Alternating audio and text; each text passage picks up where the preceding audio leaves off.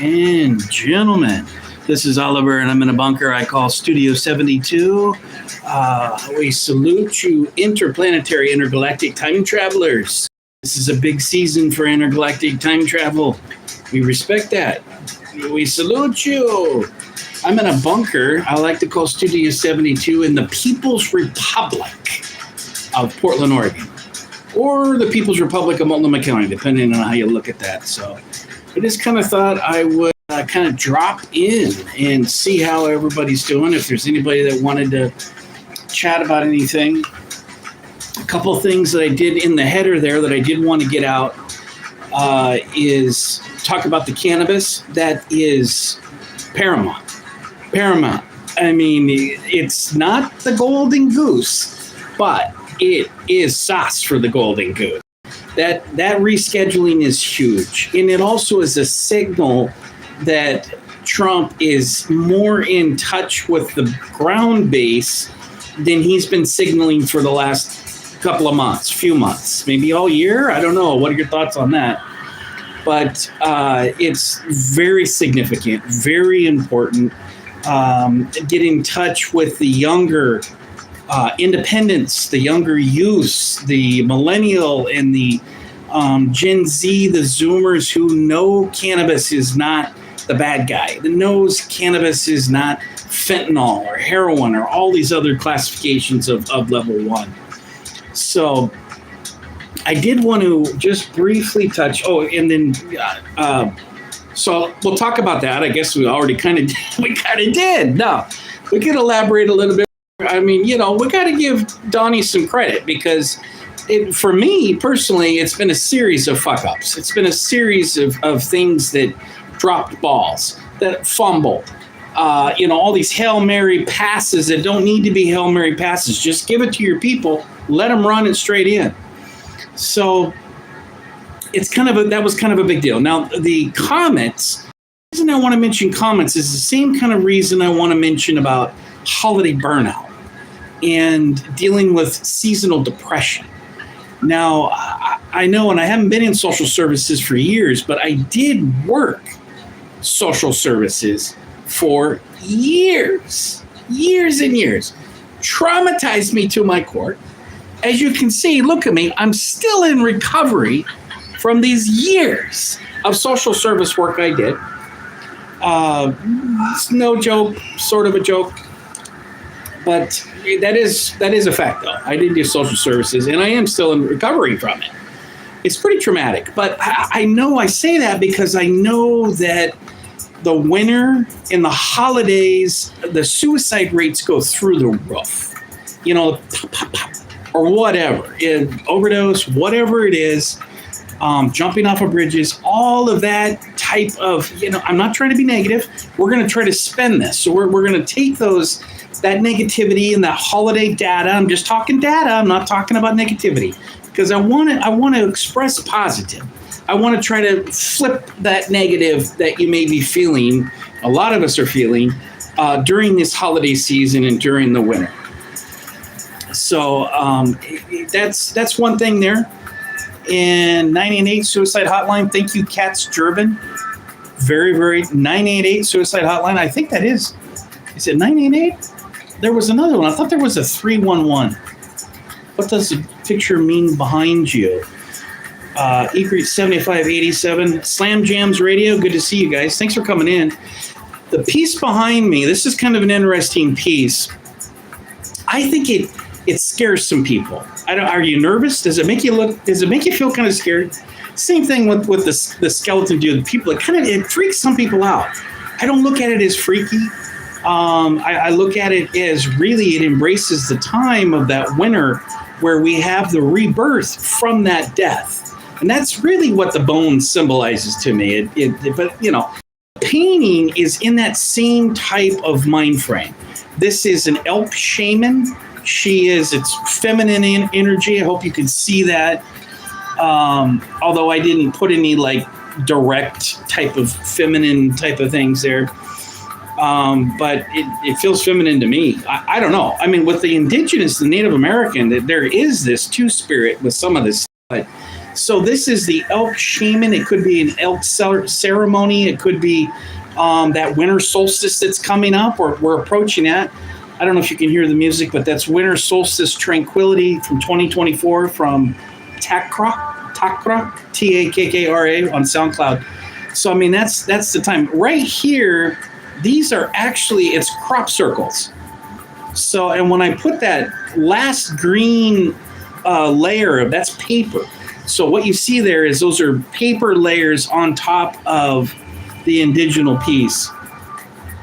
It's like an illusion, two different things. It really is. And that's exactly what I was shooting for. Even like this little circle right here, this could be the moon, right? It could be anything, right? I mean, it could be an orb, could be a plasma. I mean, right? You with me? I don't know if you can see that. It's back here. This is a pretty big piece. That's a 4-footer, I believe. I think that it's either 4 foot or maybe even, yeah, I think it's a 48-footer. I'd have to get the tape measure out. But this right here is actually a crop circle, and you can see all the planets, right? So we have this massive interplanetary alignment that is coming upon us. And I believe it's next year. I'd have to double check on it, but it's coming on us. What does that mean? Well, you can interpret it however you want. I can't tell you what it means exact, right? I mean, I think you'd be lying to people. When I hear these people, they're talking about, oh, this is exactly what's going on. You got the ground square, and this is going to make you want purple ice cream and drive fast. I don't know. I don't know about that. When people say that, I kind of like back off, especially when it gets into like relationship stuff in astrology. I'm like, come on.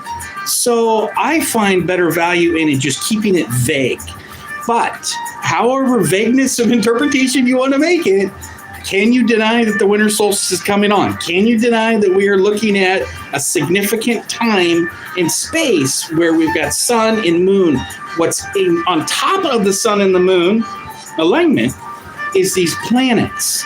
These planets are looking to line up in a way that is very rare. Some of the alignment is thousands of years since the last time that it's aligned like that.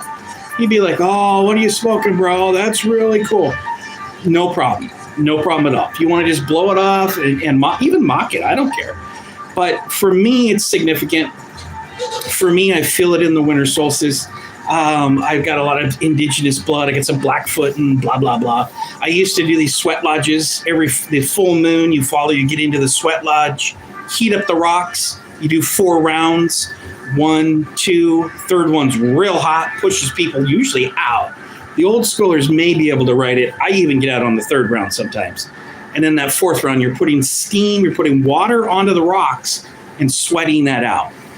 And then you do a vision quest is more of a traditional where you're taking, like a ayahuasca or a mushroom or something. That's much more rare, different than just a sweat lodge, right? Where you're doing that on the full moon, always on the full moon. So even these ancient, especially these ancient cultures, look at the artwork on the ancient cultures. It's all the stars. It's all the sun. They worship the sun. They had all these interplanetary things. And I love Mesoamerican culture. You look at it, it's all interplanetary alignments or mysteries. Igor 7587 says, I've heard that the 2 white buffalo was born, and that's a sign in Native American religion, right? I've heard some of this. Yes, I've heard some of this. There is, I'd have to look it up. I don't know if it's Navajo but there's some sort of symbolism with the white buffalo, and it is significant. To me, the planets, like with this type of alignment, these are all in perfect alignment. That coming up is good or bad, is going to rock our world. Let's look at that as the white elk, if you will. The white elk. All right, you're saying white buffalo. Let's just play. We're just playing. We're in pretend land, okay? Hang with me. Play with me. Play with me. This is the white elk, and she is the time traveler, right? And these are the crop circles in which they often, I don't know if you're aware of it, but I've been following them for decades, they often line up and show interplanetary alignments, believe it or not. I know, it sounds crazy. Crop circles are a little wild. You're giving off extremely uncircumcised vibes. Cloudy days. I can tell you're drinking. What are you drinking? What are you drinking? And, not that I have to talk about it, but I am deeply religious and born into a deeply religious Christian fundamentalism. Circumcised. Slam Jams Radio. It's a nice painting. Thanks, boss. You look like you collect coins. I don't collect coins. I am an artist, and I collect artwork. Joshua Ray's. Slam Jams. Love that name. Radio. Slam Jams Radio. I like that. There's a lot of detail in ancient art. I love ancient art. Princess Uni 91. Hi. Hey, welcome. Princess. I'm an artist too. I love to draw. I love when the artist moths come and fly around our little bowl. Very, very cool. Did I miss anybody in here? How's everybody feeling? Is anybody reached a holiday wall? I think the issues with the holidays, I think if we break it down, it's a part of family. Like whether your family's jiving good or not jiving good, and wherever stage in life you are, who's like, as I'm getting older, who's still alive, right? Or who am I still talking to, right? Because you tend to push a lot of people away, With all the politics, families are so strained right now. And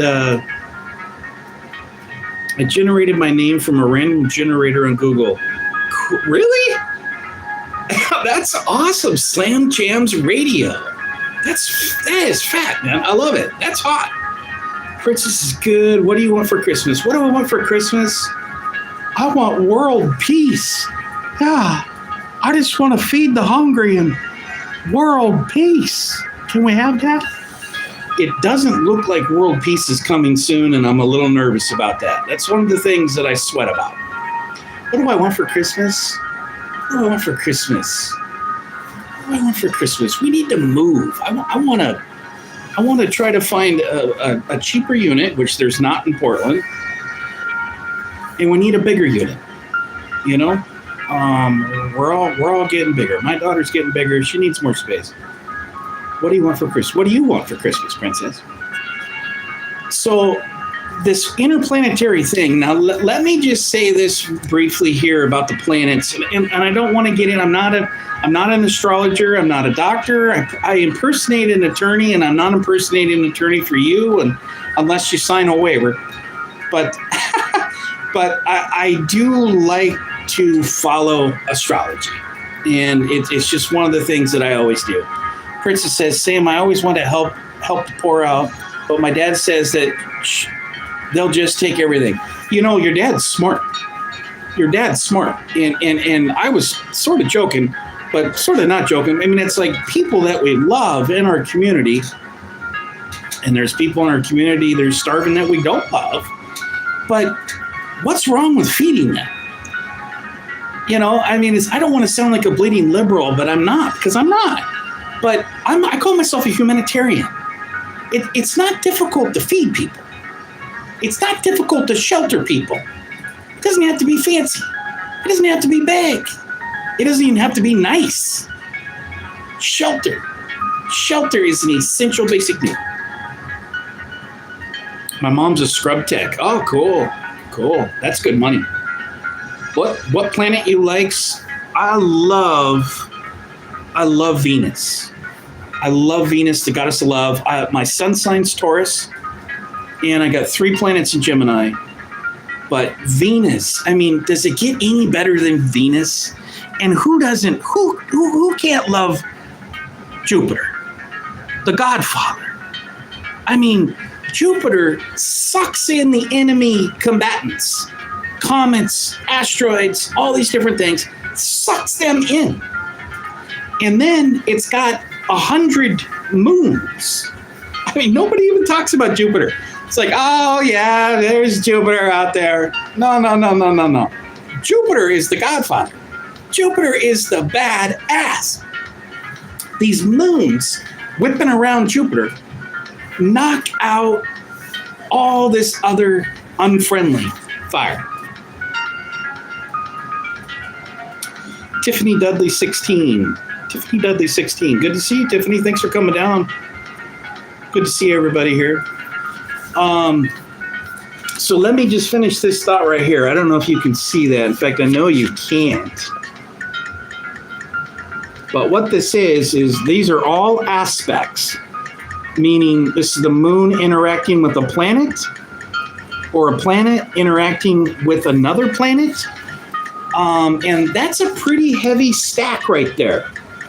And if you didn't know, that little symbol there, if you didn't know, it's a new moon today. So the new moons are no joke.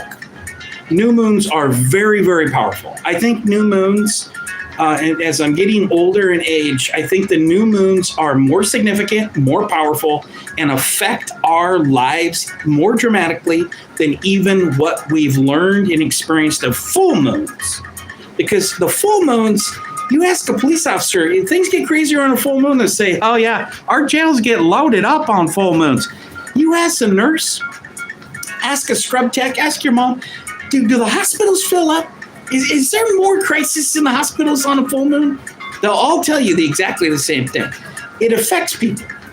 That gravitational pull, it affects people's minds. There's all kinds of different theories. There's electromagnetic energy. There's water. Our brains have got the water. Princess, you nailed it. Brilliant. I love it. I love it when the chat's more aware than I am, man. You're on it. Princess says Jupiter also saves Earth from asteroids or meteorites. That's exactly true. That's exactly right. Who knows how many more? I mean, we still have, historically, have had major collisions. There's a very smart professor named Randall Carlson. I think it's Carlson. Randall Carlson on YouTube that I've been getting into and doing these deep dives and binges on his videos. And he's talking about these craters, that mass extinction events, these comets, these meteors, and we see the craters. He goes out and searches the craters on Earth and then does tours. This guy's brilliant. Older guy, brilliant. I think he's a professor. And he talks about these events, that what took out the dinosaurs, what took out Homo sapiens, Homo erectus, all these different theories and things like this. So I've heard that before too, but why is that on a full moon? The full moon, I mean, you think about it, the moon is how we get the ocean tides. How does the water, the oceans rise? High tide, king tides when it gets crazy with gravitational pull, and then you got your low tides. All of that is this symbiotic, this synergistic dance with the moon and Earth and our cosmos, of course. We're buzzing along around the sun, right? We got that all down. I don't even want to get into flat earthers. There ain't no flat earth here with me. You're free to think as you want, but. So that gravitational pull, the intensity in a full moon. Now, a new moon is dark, kind of occultic, kind of spooky. Some would even say, ooh, you do a bunch of adjectives that are negative. I don't like to do that, but, big but, there is some truth to that. There's military actions that happen on the new moons. It's the darkest. So when you have indigenous in ancient times, they go out hunting in that new moon because they were undercover. It's covert. There's no illumination that the moon would create. The sun at night, the moon, the sun at night. So and the patterns, when you follow the patterns, well, a lot of this is just my opinion, but, with age, I'm getting up there, guys. I'm getting a lot older, and so the older you get, you tend to pick up more type of patterns and details and various opinions that you can kind of weigh out and filter them out a little bit, however you want to say it. I'm not saying it right. But really, it's really just all one long series of opinions. Really. Because we really don't know. Do we? I mean, for a long time, they said there was 50 moons on Jupiter. And then it was 75. And then another decade went by. Now they're talking about 100 moons around Jupiter. It's like, do we really know? Do we really know what the hell is going on? And what are these comets? Where are they coming from? We don't really know where the comets are coming from. We can guess. We can guess on their trajectory.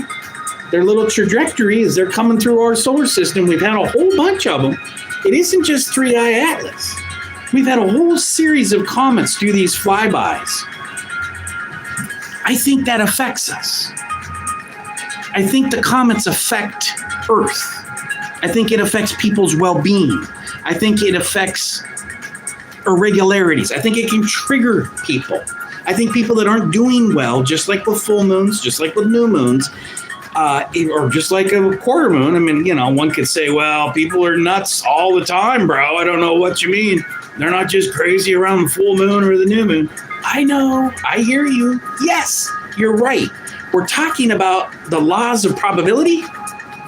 Probability has gone way up on new moons that things are going to go sideways. And I've felt that all day. And I sometimes I'll post it on my X. I'm Aqua Blue Lounge. That's my handle on everything. I've got an art website on artwanted.com, Aqua Blue Lounge. That's my handle. And just like here on YouTube, I'm Aqua Blue Lounge. I'm just spraying. Just hang with me, princess. It's not a lecture. I'm just spraying. But hang with me here. Let me grab one here as I'm jawing away. I miss you guys. You think humans can live on Mars someday? I think so. I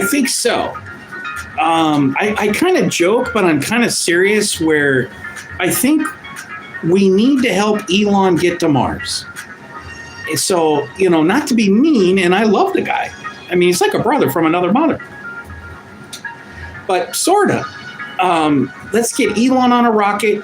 We'll get all of his wives. I think he's got 30 or 40 wives or women, childbearing aged women, mothers of his babies. And then we'll get all of his children, which I think he's got a couple hundred babies at this point. So you got Elon. That's a village. I mean, you could call that a town on Mars. What do you call it? Elonville. Or Muskernauts, whatever you want to call it. Elon's got the money to do it. Elon's got the ambition to do it. Elon's got the will to get his families to Mars. And I think we should help Elon.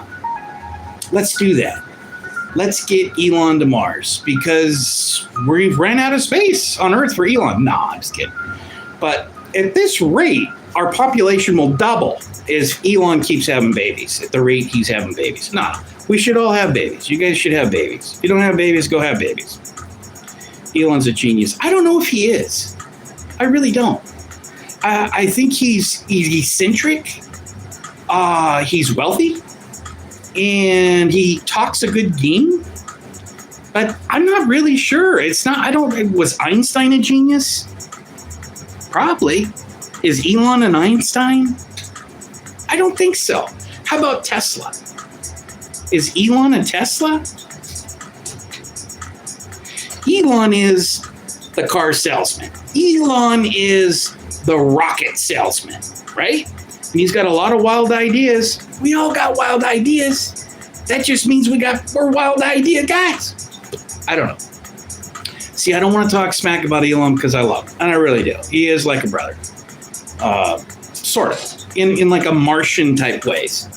Elon is, but they're talking about there's snow there on Mars, and they want to. Elon's got an idea to geoengineering. Elon wants to make lightning and thunder, and Elon wants to make it snow on Mars. Let's get him there to do this. Dagnabbit, you can't let a guy just dream and not help him get to the friggin' Mars colony. The first they got to do moon. Don't they? I mean, shouldn't we start with the moon? I mean, it's a lot closer than Mars, right? So what happened with the moon? Okay. What happened to the moon? We went there once? Or we've been there what? Twice? How many times have we been to the moon? Why did we stop going to the moon?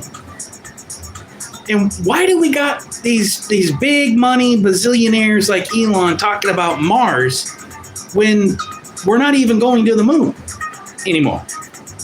What happened to the moon base? Does China have a moon base? I mean, what's going on? I'm hearing things. I'm hearing China's like all set up on the dark side, just doing, there's like a noodle shop and a little faux yum.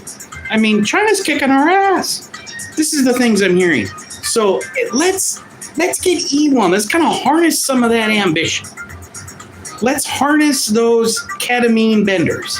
When he's out on one of those, 14, 20-day ketamine benders, let's harness Elon's ketamine magic thinking, his powerhouse thinking. Ketamine is power. It'll make you sound like a genius for a while, and then it knocks you out, right? So ketamine, it's helpful, it's medicinal. I love ketamine. Elon loves it even more than I do. And if we can harness that magic of Elon on a ketamine bender and get us back to the moon is not as far as Mars. I'm just saying. And then let's set up shop on the moon, right? I mean, if we're going to do a colony, where we're planning on getting Elon and his hundreds of babies to Mars, shouldn't we start Elon with like maybe a dozen astronauts on the moon and see if they can build a colony and then maybe come back alive? So if we can get Elon and his preferred baby mama, get them up there to the moon, build their colony, Elon build his little lunar base, and then get back, and then you can tell all your investors, you can tell the world, you can tell me, you can tell you, we're going to tell the world we did this on the moon, right? It's only been 50 years since we've been here last time. Now we built the base, we got a pizza shop, we got a nuclear reactor, we're doing competition with the Chinese are in the dark side. Now we're competing with China on the moon. So let's do that. That's are you with me? Are you with me, princess? She's like, oh, hell no, dude. You're way fucking. But right here, this right here, I'll just go through it. Just some things. God, the hell? God, these glasses are all gummed up. They got tar on them or something. So when they're stacked up, just generally speaking, see, here's tomorrow. See how, can you see that? There's only a couple of things going on there. There's only a couple sparks. You got this, you got that. There's not a whole lot. Look at this. This is today. Stack, stack, stack, stack, stack, squared, incoming triangles, trines, squares, grand crosses. I don't know about all that. But, and then the moon goes into Capricorn, and we're entering a Capricorn season. Princess, I'm with you. I'm with you. No, you're not. No, we're going to the moon. We're going to build a lunar base. But, so this right here, there's a whole bunch of Sagittarius energy going on. What does that mean? I don't know. Okay. And then right here, we got the moon going into Capricorn. What does that mean? I've got a better idea. My moon's in Capricorn. Capricorn that's January, or what is it? Late December, January. It's winter. So it's cold. It's icy. So our visualization is, and this is like winter in general, right? It's an icy, snowy peak. You ever been up to Mount Hood? Go climbing? So what do you like to draw since you're an artist? I draw everything. These are all my pieces here. And if you thumb through on some of my old videos, you can see all those paintings. They're all mine. I paint them all. I like abstracts and all kinds of stuff. But the Capricorn is icy, cold death. It's January. It's midwinter. It's the ram's head.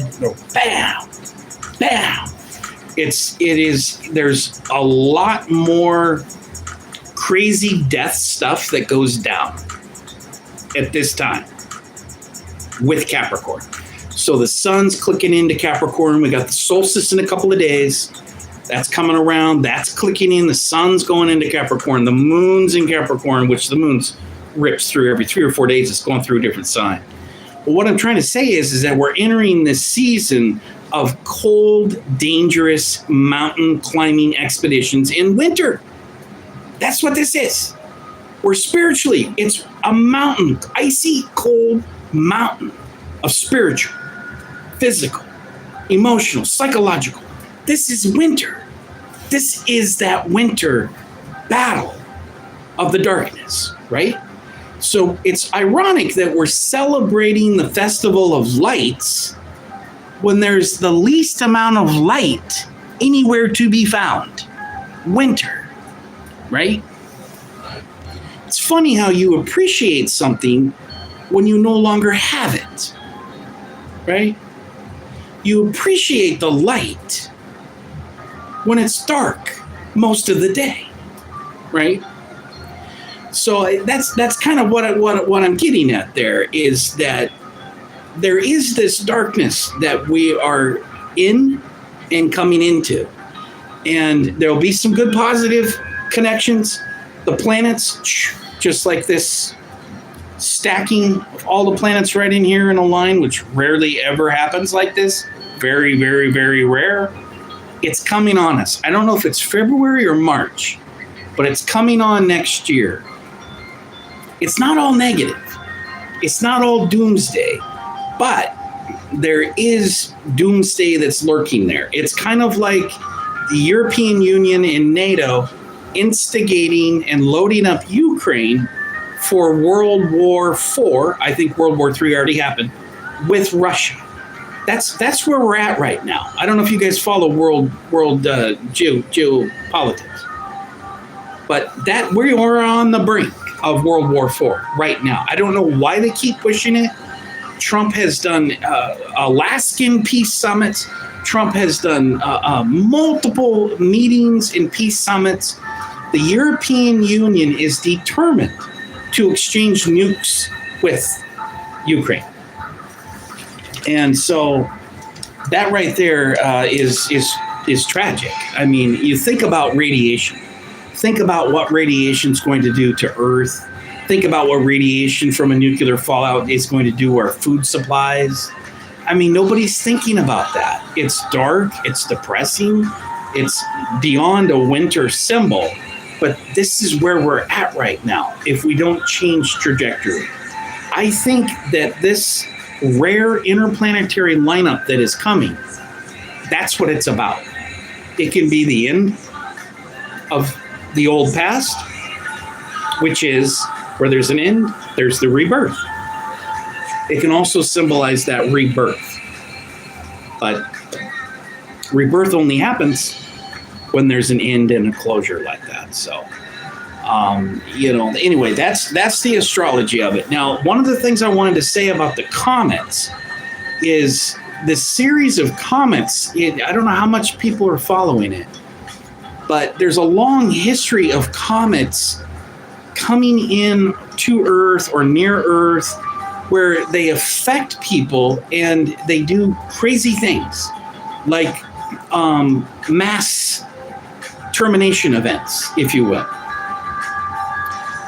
The first thing, and most of you are probably too young to remember, there was a cult called Heaven's Gate. Heaven's Gate was these middle-aged, like the leader was elderly. They were a cult that believed that this Halley-Bob comet that was coming, that they could all cross over at the same time. I think they used barbiturates or a cyanide, kind of like Jonestown with the Kool-Aid. It's like, sweet Kool-Aid, and then bop. I think it was barbiturates. But their plan was, and they all dressed up in purple jumper suits, all purple, all jumper suits, all of them, all the friendly family cult members, family, what do you call it? And Nikes. Why are they wearing Nikes? They all wanted brand new Nikes in their purple jumpsuit. You can look this up if you don't believe me. Heaven's Gate. Because the Nike swoosh reminded them of the comet. The Nike swoosh symbolized the comet. And so that was their message, right? Are you with me? It's crazy as all fuck. The swoosh on the Nike was them catching the comet, okay? And, they caught the comet all right. I can't remember. I don't have the article right up in front of me, but I can't remember how many it was. I think it was a couple of dozen people that this comet influenced to the point that they were going to ride the comet like a cowboy would ride a bull in a rodeo, if you will. And I don't know if the comet was in Taurus or not. That'd be interesting if it was. I'm not sure if it was. The point is, on that crazy little story, is that they all checked out,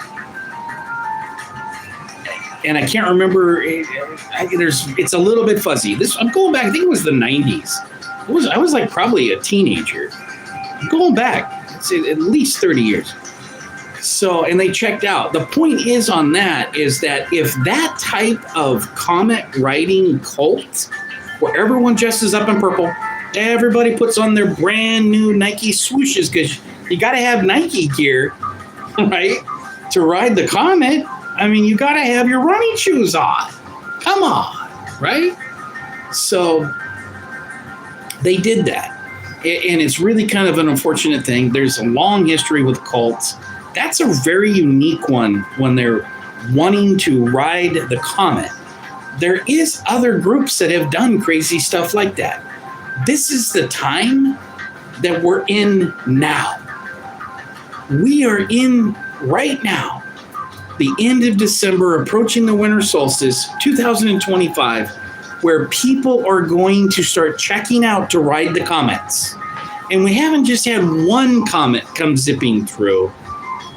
We've had several comets zipping through. I think there's two right now. One's called the Swan. The other one's the AI Atlas. It's coming around the backside, and I think it's headed towards Jupiter.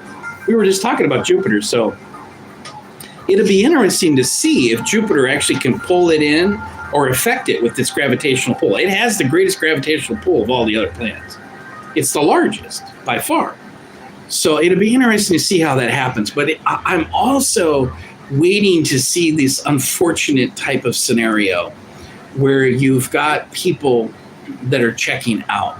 And they're not just going to be checking out per se for a comet ride, like riding a bull at the rodeo. They're going to be doing it in mental crisis. And they're going to be doing it in the cities to other people. And to back this up, it's not just a crazy theory. We've already seen people that are doing this. There was a group called Turtle Island. And Turtle Island,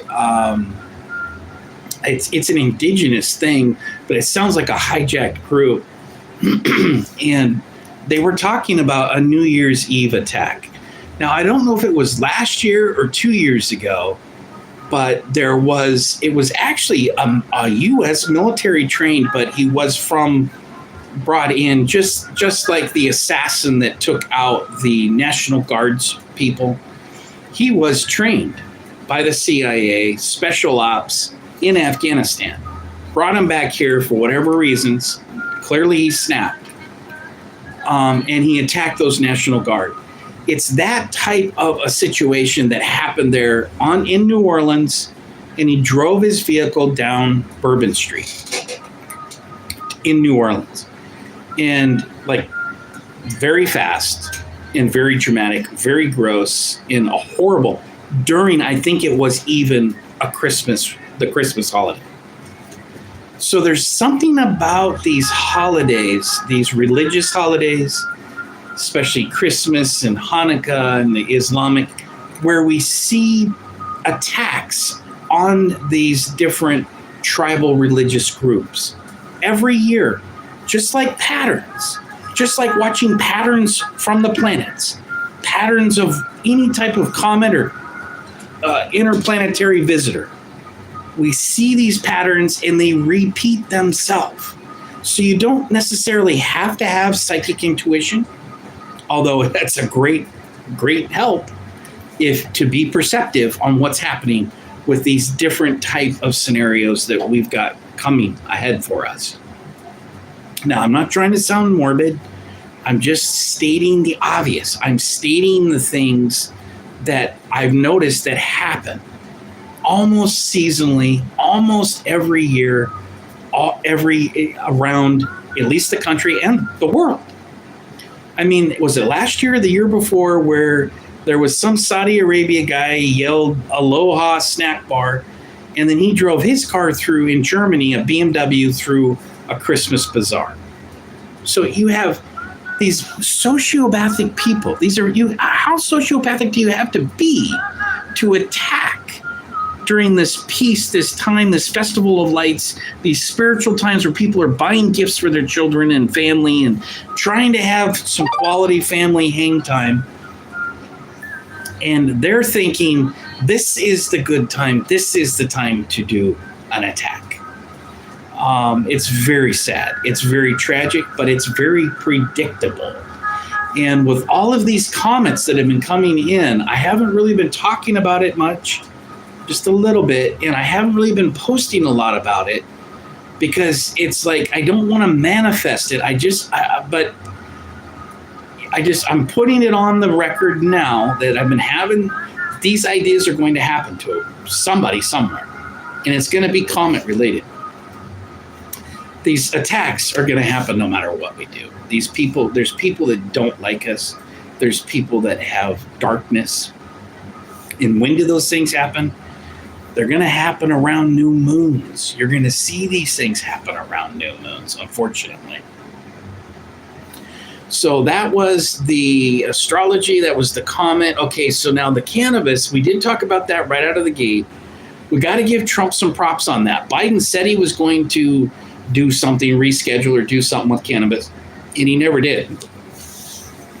Which, I mean, the guy probably didn't know where he was. I mean, in the White House, he kept saying that he was in Congress and in the Senate. So, among a whole bunch of other crazy stuff, like they wiped my butt today, this just weird things that he said to the press, right? Obama didn't do it, and we've needed that. It needs to go a little further. Now, I don't want to be super critical. I do want to give Donnie some props, give Trump some props on it, but it falls short of the stalled out full national decriminalization, the cannabis banking bill, where the people that are in the cannabis industry, dispensaries, growers, retail, all of these people, they need a way to legally do business. Right now in Oregon, with it legal, they can't do federal banking. They have to pay their employees with cash, and they can't do banking. They don't get their exemptions, their tax write-offs. I'm told, now I'm not an accountant, and I'm not technically in the business, but I'm told that they can now do deductions with this reclassify, which is big. That's huge if that's true. I'm not totally sure on all the details of it, but I have heard that, and that's confirmed. But I just don't know the depths of it.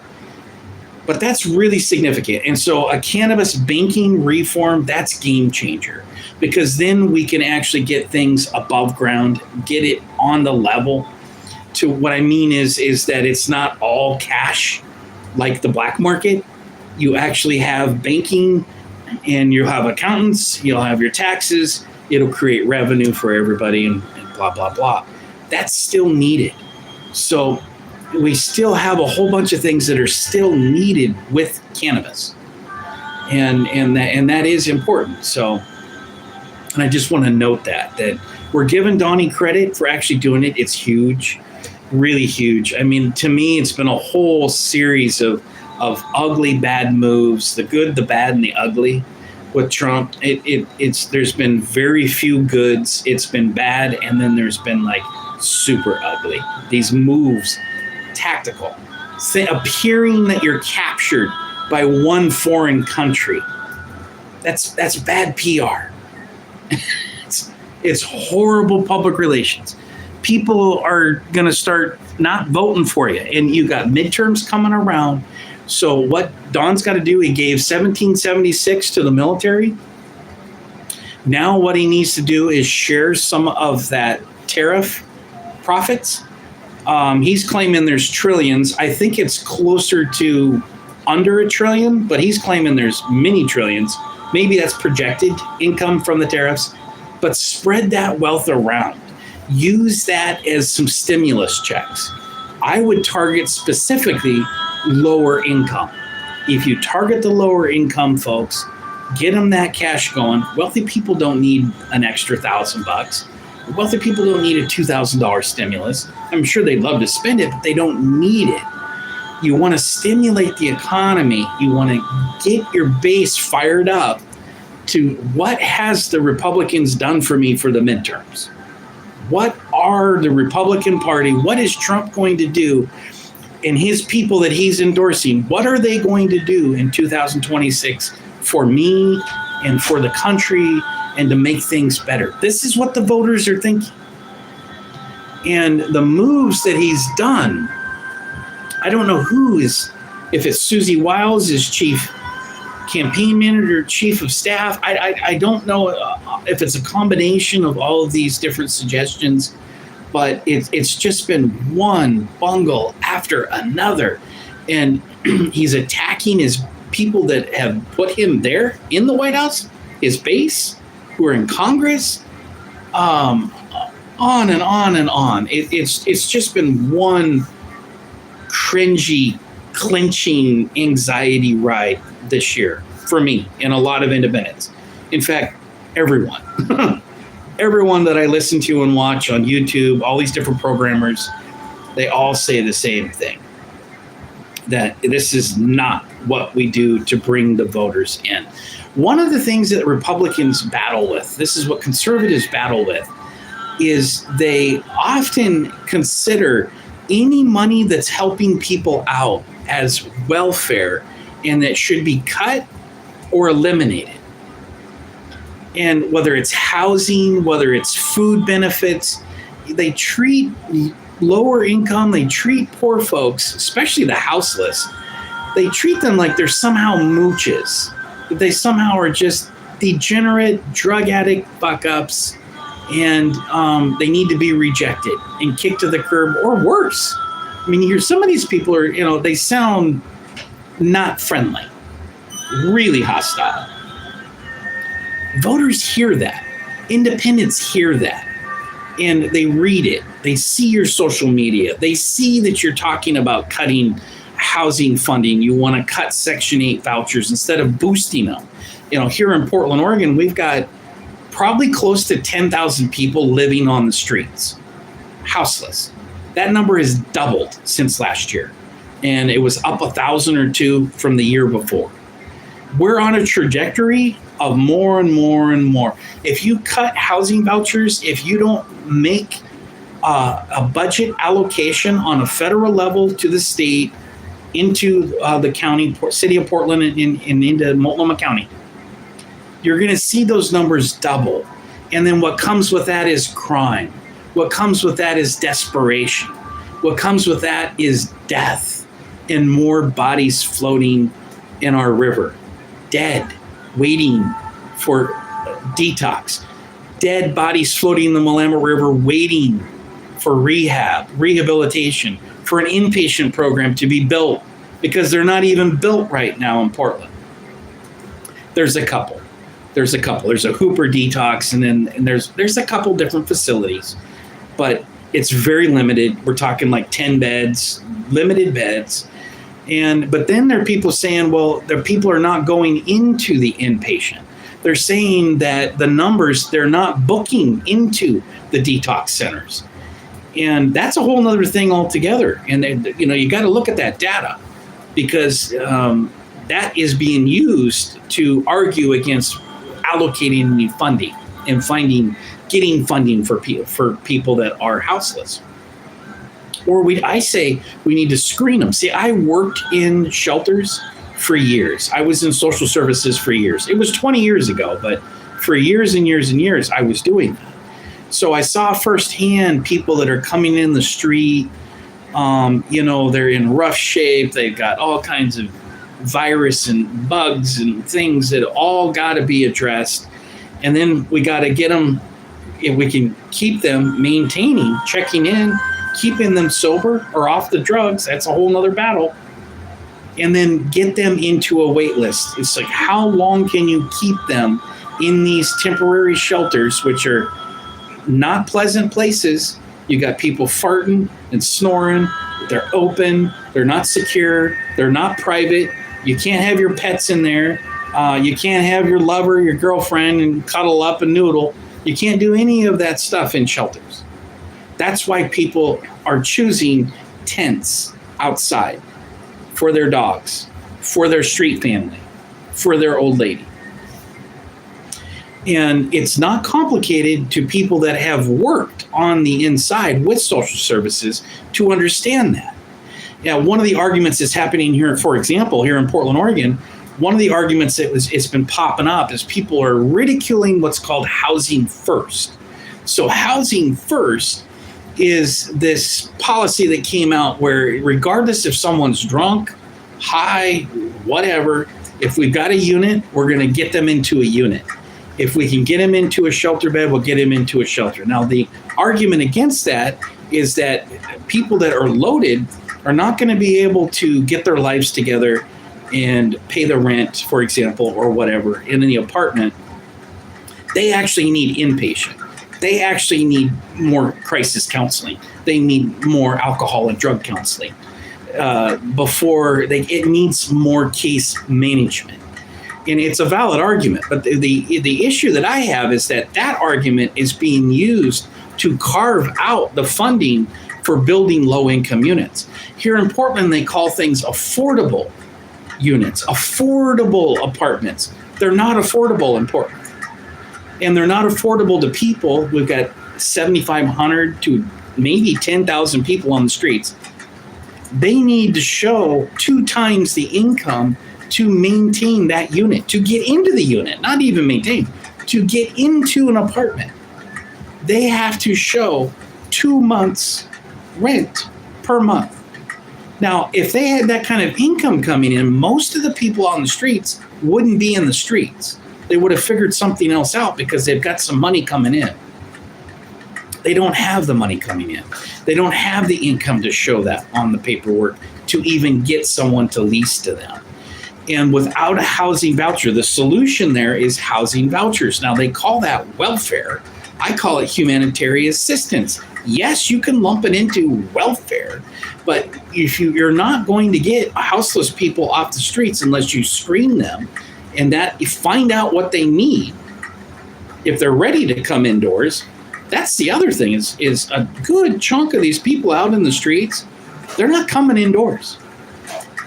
Whether it's sobriety issues or whether it's drugs, mental health is huge.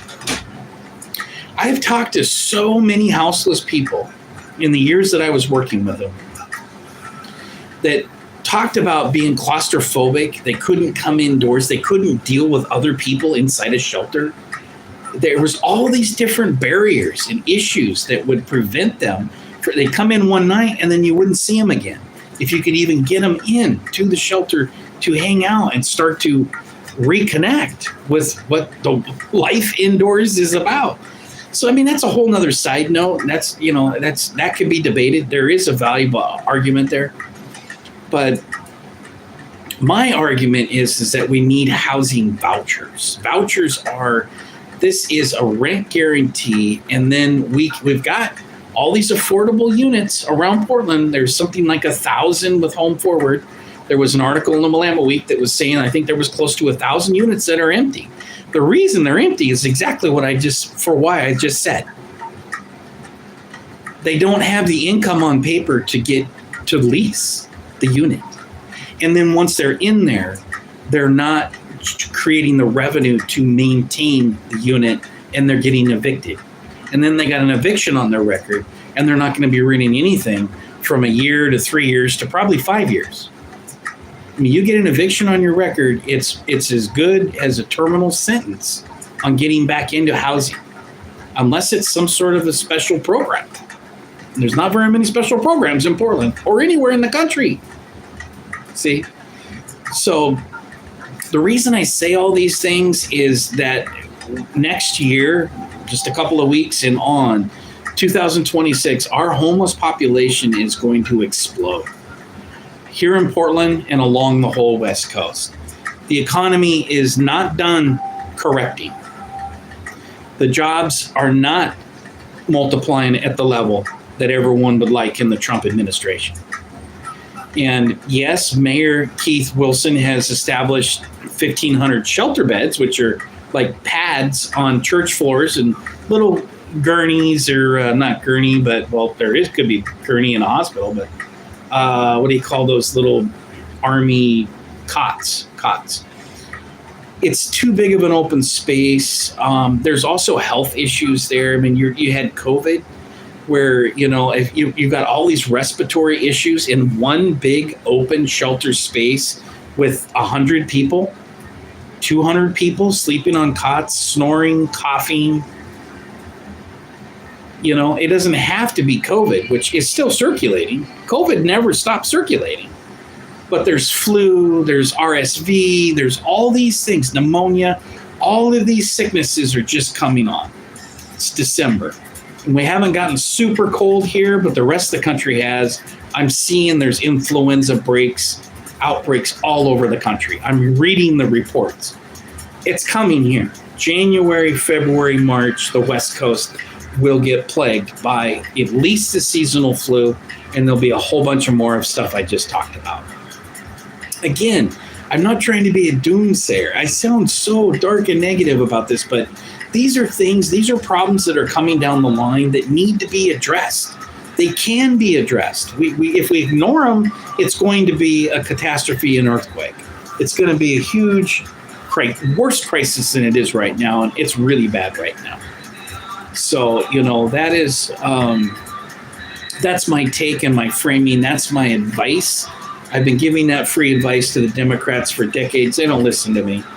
And I've been giving that advice here recently to where stop doing the shelters because people aren't going there. You've got all these shelter cots that are free and open because of the reasons I just said.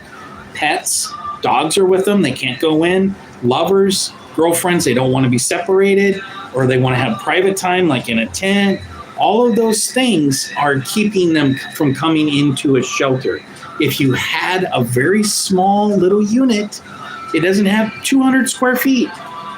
Just be at 200 square feet. Now, they're building these units, calling them affordable housing around Portland, but the rents are $1,800. The rents are $2,000 for 200 square foot.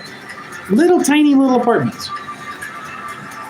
But the rents are still so high that people are not able to get into it. Even if they could show that they were making 2 times the rent, or even some places you have to only be making like 1 time or 1.5 time to rent. You got to show that you can maintain the unit. That's just management 101. I have a certificate in property management and real estate. I haven't used it yet. I would love to be a property manager, but I know a hell of a lot about it. I've helped my mother for years when she was a property manager. It's something that I've got a lot of expertise in, but I see these train wrecks coming. Now, the other thing, talking about premonitions and things, I don't know what it means or what's going on. It could just be a military type of boat, but I keep having this visual of a large boat. I don't know if it's like the carnival boats, like the big, huge white 1,000 wealthy elderly tour. But there's some sort of a crisis that's coming up with the boat. I don't know. I've seen them. I remember a couple years back, there was one that went sideways, like near Italy, I think it was. I don't remember where, but there's something like that that's happening. That's going to happen. I don't know if it's on that level of like a Titanic type of crisis. And we've already had a couple of these different marine type of accidents and incidents, but I keep having that visual. I keep having not really a dream, but more of like a visual of this pending crisis with a very large ship. I don't know exactly where. I want to say West Coast, but I don't know. It could be anywhere in the world. It doesn't mean we're going to stop it. We can't stop it, and it doesn't really even matter to even talk about it. But it's one of the things that I'm seeing as I'm coming out and telling you these different crisis type situations, like a new moon, the comet danger that triggers people and makes them go nuts. I don't know what the deal is with that, but whether it's correlation or causation, I don't think it's causation. I don't think the comets are causing these cults to kill themselves. But it's like this weird correlation of these different things that happen like this. So. Was that all of it? We had Cannabis, Comets. I did the Astro. It looks like I lost most of these guys here. And what was the? I think that was everything I wanted to talk about. I wanted to get out. I want everybody to be safe this holiday. I wouldn't go out. Don't drive under the influence of anything. I mean nothing. Not one drink. Not one puff. Not nothing. Don't drive at all. It's dangerous out there because if you're not the one that's the danger, you've got danger all around that hits every single year.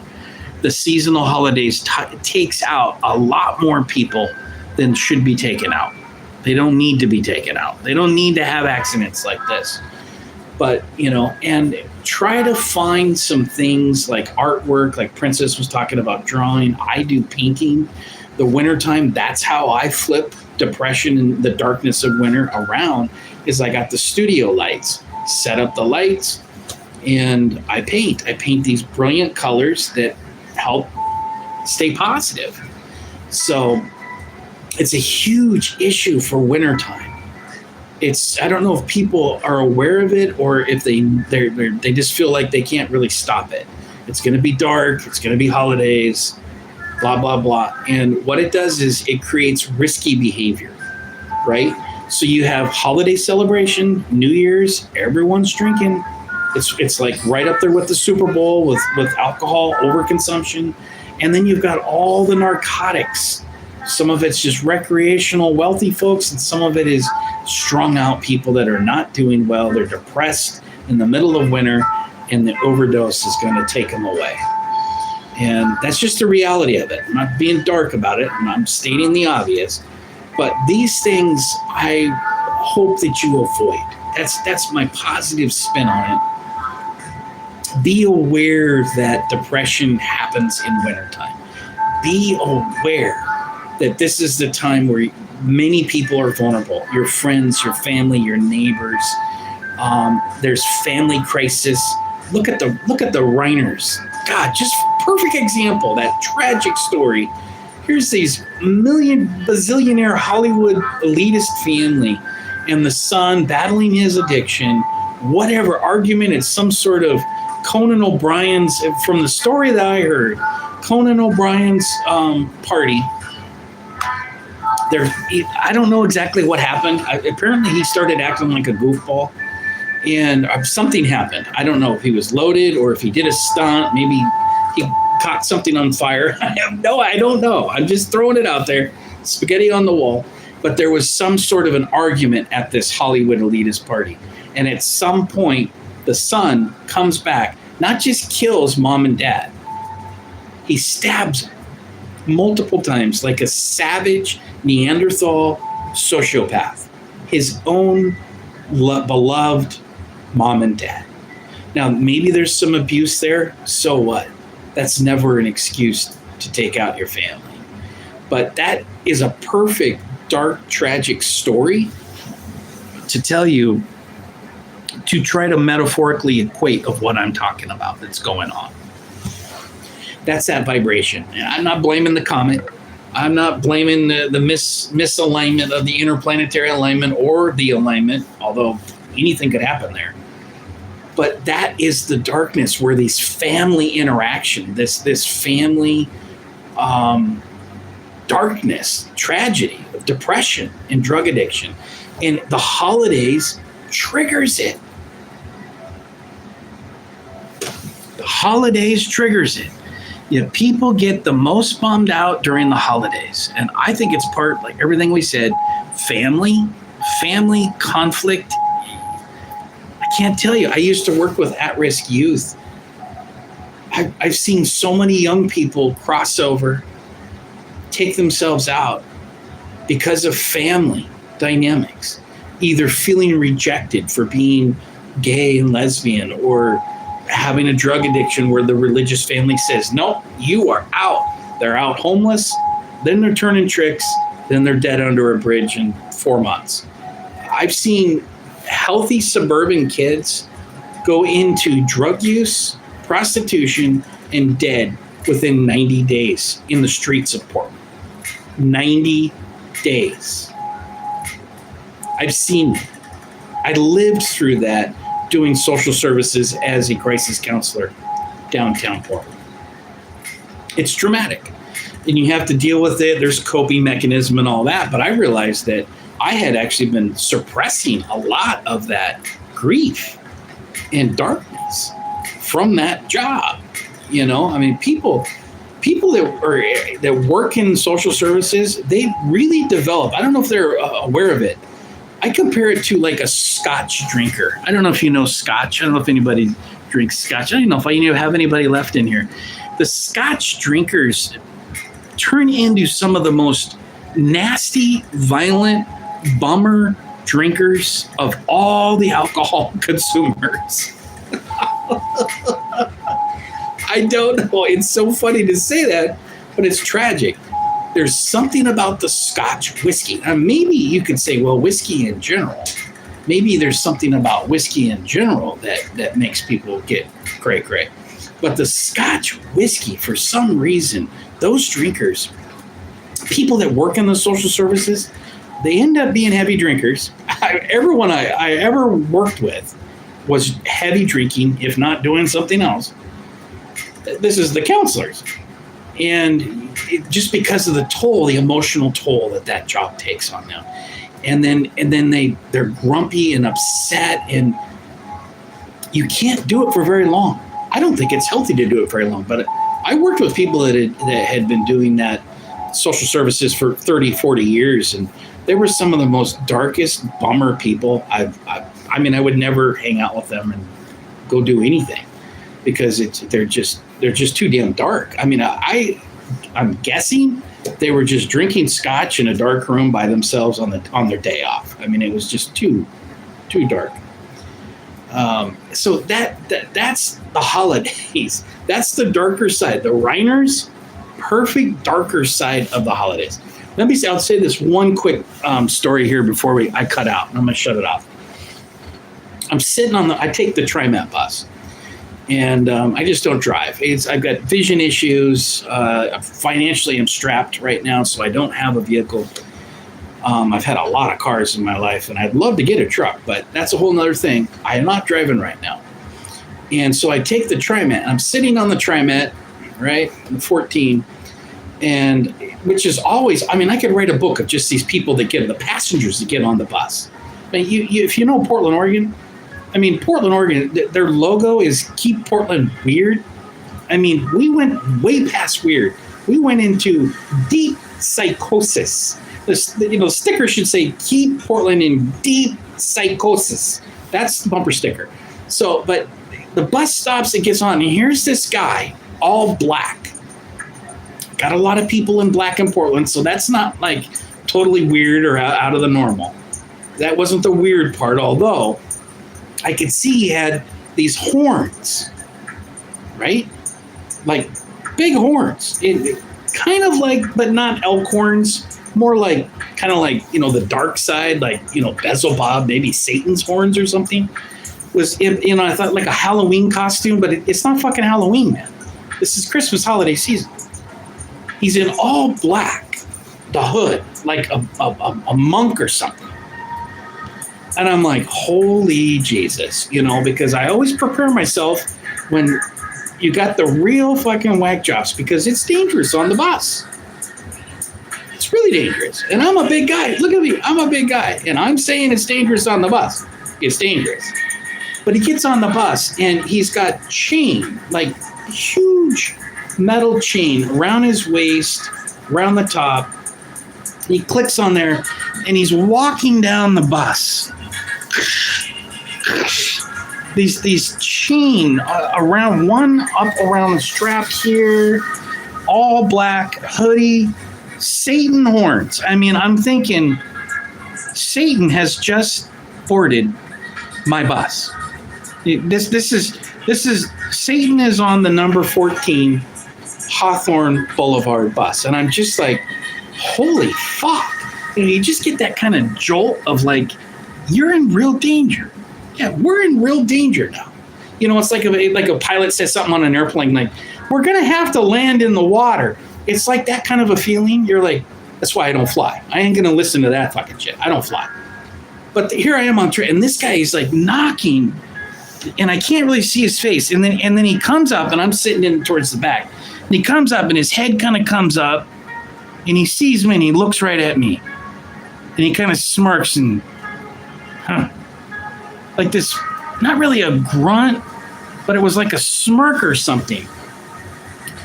And I just thought, what in God's name? I felt like, I'm not prepared to do an exorcism, right? I'm not even qualified to do exorcism. But I was just like, de-escalate. But it happened so fast, my crisis counseling type skills, it happened so fast. It just came out. And I said, are you a good guy or are you a bad guy? I can't tell. And in that hoodie, and I could just see like just a little bit. It was like white beard, white underneath this black hoodie. And he just kind of looks at me like that little peer, and he's like, huh. Like I don't know if did he say that's funny? Or that's funny you ask? I'm not sure if he said something. It was so fucking bizarre. And then I immediately said, I can't tell if you're a villain or a superhero, right? That was like just that kind of like snap crisis counseling. Put your thumb in the bullet wound. You're gonna save somebody who's shot. It was just like that kind of quick, like you're not even fucking thinking about the shit. He never answered me, and then he goes and sits 3 or 4 seats behind me. And so I mean, just embrace that visualization for just a second. I mean, the chains hitting each bus has chain poles and seats. I mean, I don't even, it's like, did he hit some old lady in the head? No, it wasn't quite that exciting, but he's like, right, you could hear this.